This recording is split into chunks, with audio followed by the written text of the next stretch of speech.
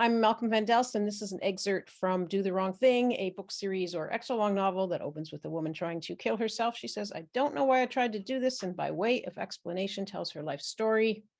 We are about a third through book 4. Working title is Eyes of Different Colors. Last week, Ava got a job working with the future, computers, and then as a manual laborer in a factory, all the while hatching a plan to move to her parents' country of birth to find out who she really is. This is a continuation of a chapter called Home is Where the Rent is Paid. Friday night, Sandra, Michael's girlfriend Delphine, and I are sleeping in Michael's room. Sandra and Michael are both home for the weekend. That's why we're all crowded into Michael's old double bed. Michael is in Stanley's room. We're making jokes, laughing. What's that? Delphine whispers. We listen, hear nothing, then start talking. We hear it again, outside the door. It's Mom, I whisper. We look at each other, our faces illuminated in the light from the yard lamp coming in through the window. We start to laugh, harsh and ugly. What else can we do? She'll leave if she hears someone move towards the door, and if we catch her, she'll say, it's my house and I can do what I want. Or, I thought you were talking about having sex, and if you were, I needed to know because I'm your mother. Or she'd wail that nobody loves her and she has no friends. That would be the worst. So we laugh. It's only Sandra and I in the house on Saturday afternoon. Do you remember that day we went swimming at the quarry? She asks. Yeah, I say, looking up from the Arbor Citizen. You looked horrible. Sandra's eyes expand and she shudders. Your bones stuck out. Why didn't you? I stopped myself. No one could tell me anything at that time 5 years ago, that summer after my first year at Birmingham U. Hell, even now I bristle at the slightest criticism. Then I'd have thought she was jealous, trying to get me to eat and be fat like her. Not that she's ever been fat. I stare at my feet, smile half to myself, half to her, lips pressed into a flat line curling up slightly at the ends. I look up at her, then back down. She fidgets. She's nervous. We're a box of plastics, my family, as I've said, always on the verge of an explosion. I'm not primed right now, though. I'm bulimic. I am bulimic. Stopping it is more important than stopping criticism. No one to talk to, you all let me down. No one to talk to. Your depression, it's getting me down. I hide in my room, pretending to work. You hate me, your daughter. I'm prettier than you. I'm the evidence and judge of your failure. You thought you could get by just following the rules, but the rules, you know, they're made to be broken. They have to be broken. I don't know why. If you leave them whole, you die. I don't know why, but if you don't push the boundaries, you cannot find joy. You cannot find, oh, yeah, it's courage. You have to push the boundaries to find it. And if you don't push the boundaries, you will die. You hate yourself. You think you're weak. You think you're broken. Maybe you are.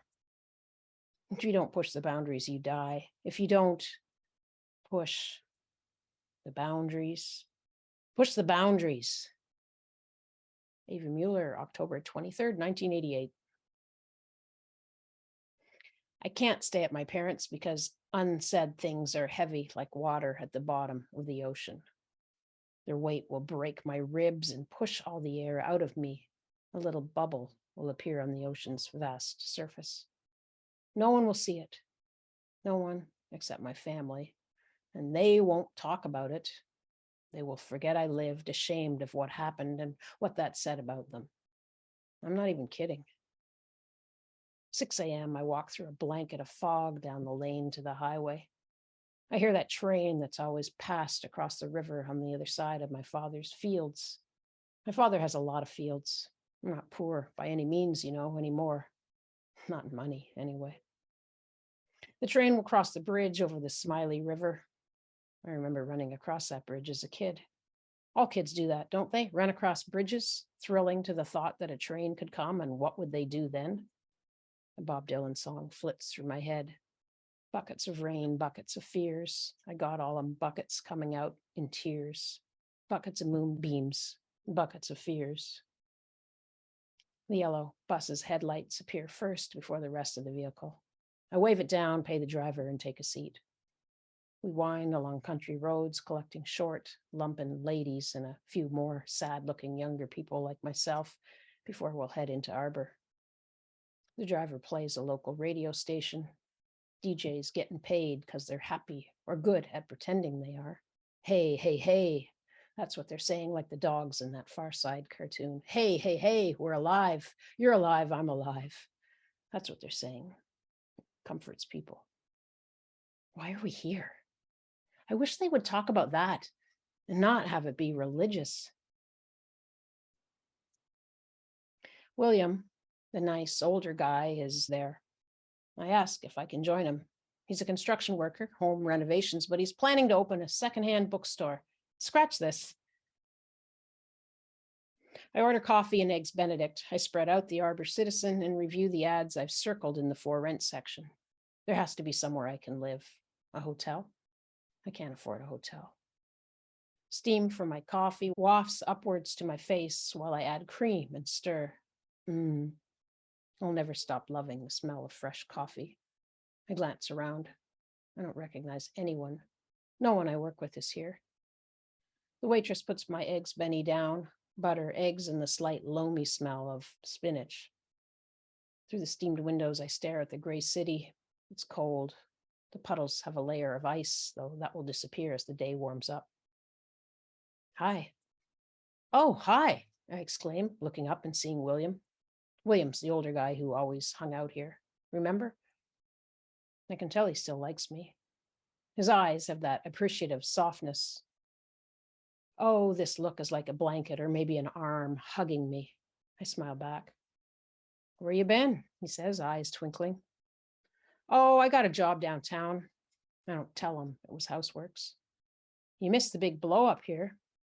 Oh, really? What happened? From what I heard, Antonio called Sloan a faggot and Sloan lost it. Wow. Yeah, I was here. I saw some of it.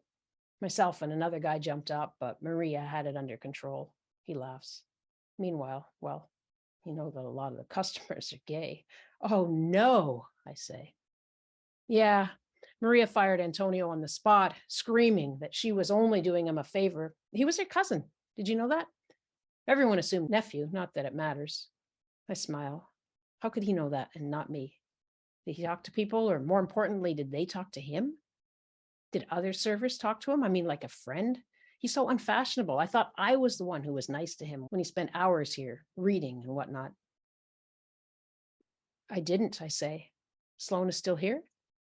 I haven't seen him, so I don't think so, but he didn't get fired. Not then, anyway. Well, good to see you, William says. Sit down if you want, I say. He does.